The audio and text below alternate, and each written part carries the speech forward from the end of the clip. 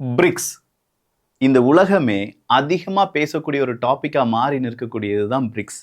அப்படி என்ன பிரிக்ஸில் பெரிய விஷயம் இருக்குது அப்படின்னு கேட்டால், உலகத்துக்கு மாற்றுப்பாதையை உருவாக்கக்கூடிய ஒரு அமைப்பாக பிரிக்ஸ் மாறுறதுக்கான வாய்ப்புகள் இருக்குது. இதை நான் சொல்லலை, பிரிக்ஸ் நாடுகள் எல்லாருமே சொல்லியிருக்காங்க. பிரிக்ஸ் பிரிக்ஸ் ப்ளஸ்ஸாக மாறுது.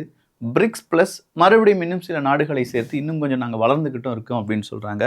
இப்போது புதுசாக டொனால்டு ட்ரம்ப் அவர்கள் வந்து பிரிக்ஸ் நாடுகளுக்குள்ளே நீங்கள் போகிறீங்களா, எங்களை மீறி அமெரிக்காவை எதிர்க்கக்கூடிய ஒரு அமைப்பை நீங்கள் எல்லாரும் சேர்ந்து வளர்க்கிறீர்கள் என்றால் அமெரிக்கா என்ன சும்மா பார்த்துட்டு இருப்போமா?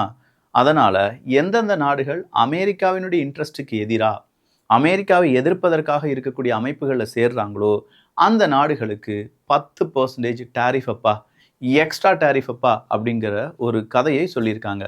ஆல்ரெடி அமெரிக்கா டேரிஃப் வார் அப்படிங்கிறத பற்றி பல நாடுகள் பேசிகிட்டு இருக்கும்போது 9ஆம் தேதி தான் அதுக்கான டெட்லைன் அப்படின்னு சொல்லிட்டு இருக்கும்போது எகெயின் பிரிக்ஸ் நாடுகளுக்கு எக்ஸ்ட்ரா 10% டேரிஃப் அப்படின்னு சொல்லி அமெரிக்கா வந்திருக்காங்களே, அமெரிக்காவினுடைய நினைப்பு தான் என்னவா இருக்கு?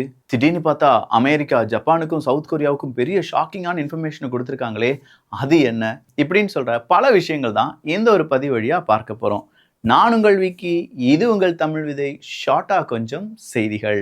நம்ம வீட்டு குழந்தைகள் யோகா படிப்பதற்கு யோகா ஸ்பின்னர் அப்படின்னு சொல்லக்கூடிய ஒரு புதிய டாயை அறிமுகம் பண்ணியிருக்கோம்.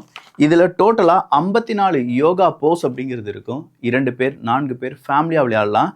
இந்த ட்விஸ்டர் ஒன்று இருக்குது, அந்த ட்விஸ்ட் பண்ணிவிட்டு எந்த போஸில் நிற்குதோ அந்த போஸுக்கான கார்டு எடுத்து அந்த கார்டில் என்ன சொல்லியிருக்காங்களோ அதை நம்முடைய குழந்தைகளையும் இல்லாட்டி நம்ம பெரியவர்களும் செய்யலாம். உடம்புக்கும் மனதுக்கும் ரொம்பவே நல்ல விஷயம் யோகா. அதை ஒரு கேமாக இன்ட்ரடியூஸ் பண்ணுறதுல கிட்ஸ் பெஸ்டி ரொம்பவே பெருமைப்படுது. இதை வேணுங்கிறவங்க கீழே இருக்கக்கூடிய லிங்கை போய் வாங்கிக்கோங்க. ட்ரம்ப் அவர்களுடைய டேரிஃப் தான் ஜூலை 9 தான் லாஸ்ட் டேட் அப்படின்னு சொன்னாங்க. இல்லை இப்போ ஜூலை 9 கிடையாதப்பா, ஆகஸ்ட் வரை நாங்கள் என்ன செய்கிறோம், உங்களுக்காக டேரிஃபை கொஞ்சம் தள்ளி வச்சுருக்கோம் அப்படின்னு சொல்லி தள்ளி வைக்கக்கூடிய நடவடிக்கையில் ஈடுபட்டிருக்கிறார் டொனால்டு ட்ரம்ப் அவர்கள். ஆனால் டொனால்டு ட்ரம்ப் அவர்கள் இப்படி தள்ளி வைக்கிறதுக்கான வாய்ப்புகள், காரணங்கள் என்னவா இருக்கும்? ஏகப்பட்ட பேர் யோசிச்சு பார்த்தபோது டொனால்டு ட்ரம்ப் அவர்களுக்கு எதிராக பல நாடுகள் காய் நகர்த்தல் செய்கிறாங்க. அந்த நாடுகளுடைய லிஸ்ட் எடுக்கிறதுக்கு கொஞ்சமாக டொனால்டு ட்ரம்ப் அவர்கள் சொல்லியிருந்தாரு. அப்படி அவங்க எடுத்த அந்த லிஸ்ட்டில் முக்கியமான நாடுகள் எல்லாருமே இருக்காங்களாம். ஜப்பான் இருக்காங்களாம், சவுத் கொரியா இருக்காங்களாம், சவுத் ஆப்பிரிக்கா இருக்காங்களாம், லாவோஸ் இருக்காங்களாம், அந்த பக்கமாக மியான்மர் இருக்காங்களாம். இப்படின்னு சொல்லி பல நாடுகள் இருக்கும்போது மியான்மருக்கு ஒரு 40%, சவுத் ஆப்பிரிக்காவுக்கு ஒரு 30%, அந்த பக்கமாக இருக்கக்கூடிய ஜப்பானுக்கும் இந்த பக்கமாக இருக்கக்கூடிய சவுத் கொரியாவுக்கும் ஒரு 25% டேரிஃப் அப்பா. எங்ககிட்ட இருந்து நீங்கள் பொருள் வாங்கினாலும் சரி, உங்ககிட்ட இருந்து நாங்கள் பொருள் வாங்கினாலும் சரி 25% டேரிஃப் அப்படின்னு சொன்ன உடனே ஜப்பான், சவுத் கொரியா போன்ற நாடுகள் அப்படியே சித்தப்பிரம பிடிச்ச மாதிரி நிற்கிறாங்க. நாங்கள் என்னையா செஞ்சோம், எங்களை வந்து ஏன் இப்படி வாண்டடாக பெரிய அளவில் சோதித்து பார்க்கிறாய் அப்படின்னு சொன்ன போது அமெரிக்கா சொல்லியிருக்கக்கூடிய ஒரு விளக்கம் என்னன்னா, கொடுக்கலாம் அப்படின்னு தான் யோசிச்சுட்டு இருக்கோமே தவிர இப்போ கொடுக்கல. இன்னும் 1 மாதம் உங்களுக்கு டைம் இருக்குது. எங்கள் நாட்டுக்கு எதிராக நீங்கள் போட்டிருக்கக்கூடிய டேரிஃப் இதெல்லாம் கம்மி பண்ணிங்கன்னா உங்கள் நாட்டுக்கு எதிராக நாங்கள் போட்டிருக்க டேரிஃப் எல்லாம் கம்மி பண்ணுவோம் அப்படின்னு சொல்லியிருக்காங்க. ஸோ இதே உருட்டல் மிரட்டலை தான் இப்போ இந்தியாவுக்கு எதிராகவும் அவங்க பயன்படுத்திட்டு இருக்காங்க.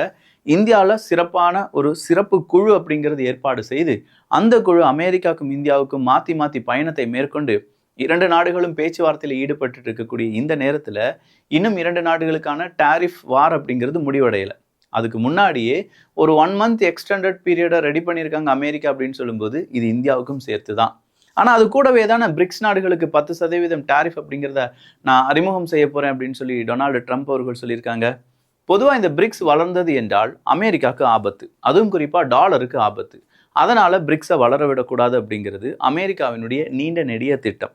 ஸோ எந்த பக்கமாக பிரிக்ஸ் வளர்ந்தாலும் சரி அந்த பக்கம் அணை போட்டு அதை அடைச்சி வளர விடாமல் தடுக்க வேண்டும் அப்படிங்கிற முனைப்புடன் அமெரிக்கா செயல்பட்டு இருக்கிறதுனால எப்படியா இருந்தாலும் பிரிக்ஸ் வளர்ச்சி அடைந்து தான் ஆகும் அப்படின்னு சொல்லி பல வல்லுநர்களும் நம்புகிறார்கள். இதே நேரத்தில் ரஷ்யாவினுடைய மெத்வேதேவ் அவர்கள் என்ன தெரியுமா சொல்லியிருக்காங்க, அப்பாடி இந்த நரி ஊழ விட்டுருச்சு அப்படின்னு சொல்லுவாங்கல்ல, அதே மாதிரி டொனால்டு ட்ரம்ப் அவர்கள் பிரிக்ஸை பற்றி பேசியிருக்கார் அப்படின்னா நாம் சரியான பாதையில் சென்று கொண்டிருக்கிறோம் அப்படிங்கிறது அர்த்தம். பிரிக்ஸ் செமையான ஒரு வாய்ப்பை ஏற்படுத்தி இருக்கிறது. சொல்லப்போனால் உலக நாடுகளுடைய முக்கியமான கண்ணோட்டம் இப்போ பிரிக்ஸ் நாடுகள் பக்கம் திரும்பி இருக்கின்றன. இதுதான் நம்முடைய வளர்ச்சி அப்படின்னு சொல்லி மெத்வேதேவ் அவர்கள் சொல்லிட்டாங்க. சரி, ரஷ்யாவை பற்றி ஒரு செய்தி பார்த்தபோது இன்னொரு செய்தி, ரஷ்யாவினுடைய டிரான்ஸ்போர்ட் மினிஸ்டராக ஒருத்தர் இருக்காரு, அவரை திடீர்னு புட்டின் அவர்கள் நீ வேலைக்கு வேணாம்ப்பா, உன்னுடைய பதவி தூக்கி எறியப்பட்டது அப்படின்னு சொல்றாங்க.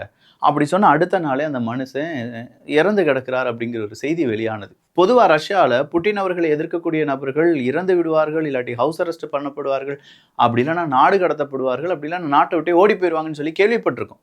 இந்த மறுபடியும் வந்திருக்கு டிரான்ஸ்போர்ட் மினிஸ்டர் அவருடைய இறப்பு பெரிய ஒரு சந்தேகம் இருப்பதாகவும், இல்லை ரஷ்யாவினுடைய அதிபர் புட்டின் அவர்கள் இவரை வேலையை விட்டு தூக்குனனால அந்த மனக்கசப்புடன் அவர் இறந்துட்டாரு அப்படின்னு சொல்றாங்க. இதுல எது உண்மை அப்படிங்கிறது அவருக்கு மட்டும்தான் தெரியும். அடுத்ததா இந்த அமேசான்லாம் விஷ் லிஸ்ட்னு ஒன்று இருக்குது தெரியுமா? பார்த்துருப்பீங்கல்ல.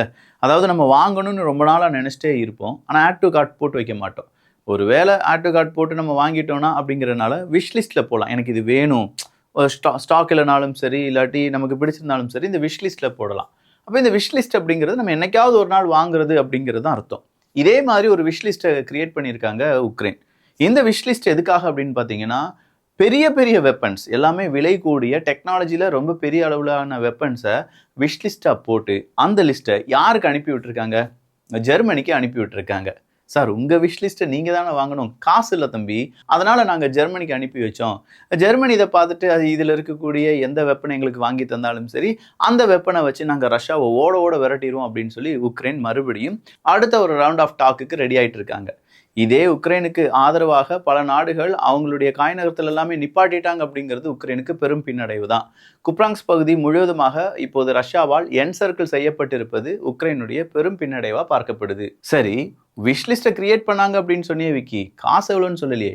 மல்டி பில்லியன் யூரோ அப்படின்னு சொல்லியிருக்காங்க. காசை தெளிவாகவும் அவங்க சொல்லலை. ரஷ்யாவினுடைய முக்கியமான ஆயில் ரிஃபைனரியில் இன்னைக்கு மறுபடியும் தாக்குதல் நடத்தியிருக்காங்க உக்ரைன். ட்ரோன் வழியான தாக்குதல் தான் இப்போது நடைபெற்றிருக்கிறது. ஆஸ்திரேலியாலலாம் போய் நீங்கள் காளான் ஏதாவது சாப்பிட்றீங்கன்னா கொஞ்சம் பார்த்து பதமாக சாப்பிடுங்க. இன்னைக்கு ஒரு பெண்மணி அரெஸ்ட் செய்யப்பட்டிருக்காங்க. அவருடைய ஹஸ்பண்ட் சார்ந்திருக்கக்கூடிய 2 பேர், மொத்தம் 3 பேரை கொண்டு இருக்காங்க. என்னப்பா அப்படின்னு சொல்லி பார்க்கும்போது சமைச்சு தந்தாங்க, சாப்பிட்டாங்க, இறந்துட்டாங்கப்பா அப்படின்னு சொல்லியிருக்காங்க. சமைச்சு கொடுத்தது விஷக்காளான் அப்படிங்கிறது தெரிஞ்சுதான் அவங்க சமைச்சு கொடுத்தாங்க அப்படிங்கிறத இப்போது ஆஸ்திரேலியாவினுடைய காவல்துறை அதிகாரிகள் கண்டுபிடித்திருக்கிறார்கள். ரஷ்யா, பொலிவியா 2 நாடுகளும் இன்னைக்கு ஒரு பெரிய டிஸ்கஷனில் ஈடுபட்டாங்க. அவங்களுடைய இன்வெஸ்ட்மெண்ட் ப்ராஜெக்ட் அடுத்த கட்டத்துக்கு எப்படி செல்ல போகிறது அப்படிங்கிறத பிரிக்ஸ் கூட்டமைப்பு நடக்குது பார்த்தீங்களா, அந்த கூட்டத்திலே அவங்க பேசிக்கிட்டாங்க. அதே மாதிரி துருக்கியினுடைய ஃபாரின் மினிஸ்டரும் ஐநா சபையினுடைய சீஃபும் பிரிக்ஸில் பேசிக்கொண்டார்கள் என்கிற தகவல் வெளியானது. ஸோ 2 நாடுகளும், அதாவது ஐநா சபையினுடைய சீஃப், இந்த பக்கமாக துருக்கியினுடைய ஃபாரின் மினிஸ்டர், இவங்க எல்லாருமே பிரிக்ஸில் பேசிகிட்டு இருக்கும்போது கண்டிப்பாக அமெரிக்காவுக்கு கோபம் வருமா வராதா? அந்த கோபத்தை தான் இன்னைக்கு வெளியில் காண்பித்திருக்கிறது அமெரிக்கா. டெக்சாஸ் பார்டரில் இன்னைக்கு மறுபடியும் ஒரு கன்மேன் 3 நபர்களை சுட்டு கொன்றிருக்கிறார். டெக்சாஸில் ஏற்பட்டிருக்கக்கூடிய ஃப்ளட் காரணமாக 89க்கும் அதிகமான நபர்கள் உயிரிழந்திருக்கிறார்கள். சவுத் கொரியாவினுடைய பிரசிடென்ட் லீ அவர்கள் ரொம்பவே அப்செட்டில் இருக்காராம். அமெரிக்கா செய்யக்கூடிய ஒவ்வொரு செயலும் நமக்கு எதிராகவே இருக்குது, இப்படியே போயிட்டு இருந்துச்சுன்னா 2 நாடுகளுடைய நட்பு என்ன ஆவது அப்படிங்கிறதான் லீ அவர்களுடைய பெரிய கேள்வி. துருக்கியினுடைய ஸ்பை சீஃப் இன்னைக்கு ஈராக்குக்கு சென்றிருக்கிறார். அங்கே பிகேகேன்னு ஒரு குரூப் இருக்குல்ல, குர்து மக்களுடைய போராளிகள், அவங்கள டெரரிஸ்ட் அப்படின்னு சொல்லி தான் துருக்கி அழைப்பார்கள். ஸோ குர்தின போராளிகள், குர்தின இன அழிப்பு அப்படிங்கிறதெல்லாம் நம்ம படிச்சிருக்கோம். அர்மேனியா படுகொலை அப்படிங்கிறதெல்லாம் நமக்கு தெரியும். அதே மாதிரி இந்த குர்தின மக்களுக்கு எதிராக துருக்கி தாக்குதலை நடத்திட்டு இருந்தாங்க. இப்போ அந்த பிகேகே அப்படிங்கிற குரூப் நாங்கள் ஆயுதங்களை கீழே போட போகிறோம்பா அப்படின்னு சொல்லியிருக்காங்க. அதை சரிபார்ப்பதற்காக துருக்கியினுடைய ஸ்பை சீஃப் அங்கே போயிருக்கிறதா, ஈராக்குக்கு போயிருப்பதாக செய்திகள் வெளியாகி இருக்கிறது. நெதர்லாந்தை பொறுத்த வரைக்கும் F-35 விமானத்தை இப்போது போலந்தினுடைய பார்டரில் நிப்பாட்ட போகிறோம். காரணம் என்ன அப்படின்னு சொல்லி பார்த்தா, உக்ரைனுக்கு தேவையான வெப்பன்ஸ் ரூட் எல்லாமே கிளியர் ஆகியிருக்கா, எந்த தங்கு தடையும் எந்த பிரச்சனையும் இல்லை அப்படிங்கிறது உறுதி செய்வதற்காக F-35 நிலைநிறுத்தியிருக்கிறோம் அப்படின்னு சொல்ற தகவலை கொடுத்திருக்காங்க.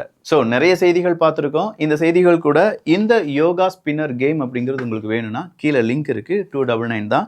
54 யோகா கார்ட்ஸ், அது கூடவே ஸ்பின்னர், இது எல்லாமே உங்களுக்கு கிடைச்சிரும். வேணுங்கிறவங்களுக்கான லிங்க் டிஸ்கிரிப்ஷன்ல இருக்கு. நல்லதை பகிர்ந்து நல்ல சமுதாயத்தை உருவாக்கும். நன்றி, வணக்கம்.